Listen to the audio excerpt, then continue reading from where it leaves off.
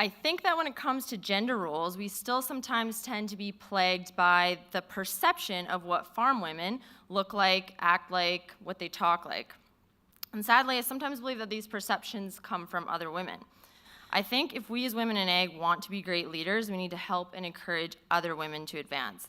I've been fortunate enough to know some of these great leaders, and I've actually got a woman that I really admire as being a leader in agriculture, and my husband was chatting with her last week and told her that I was coming down to do this, and she took the time to send me a little inspirational quote and a little message just to encourage me.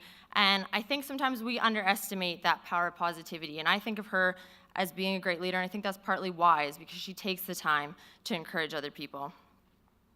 So don't be afraid to seek help and advice, and don't be afraid to offer it either. Put simply, I really think that we need to support each other, stop judging. Helping another woman to be successful helps every one of us to be successful. I think occasionally in our quest to be taken seriously and to have that proverbial seat at the table, we forget that point. And we try to, instead of pulling the chair out for the woman beside us, we push her off of it and try to take it for ourselves. I really think that does nothing more than wind us up on our ass. My second point is just to take the opportunity. I think that we, in our pursuit of proving ourselves, become afraid to fail.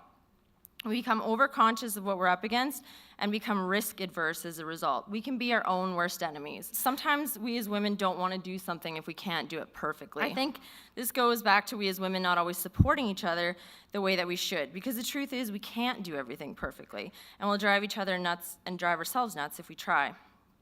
So what if you can't bring the pie to the community supper, or if you could hide a small child in your pile of laundry? I think we need to prioritize what's important to us. So I think in order to be effective leaders, we need to stop thinking about what's realistic and start thinking about what's possible. I truly believe that we are in a very exciting time. We can be extremely grateful for the women that have come before us and worked to give us more opportunity. We have plenty of great companies, lots of them are represented here today, that value what we as women have to offer. And I think that we can continue to make agriculture a strong and thriving industry. Thank you.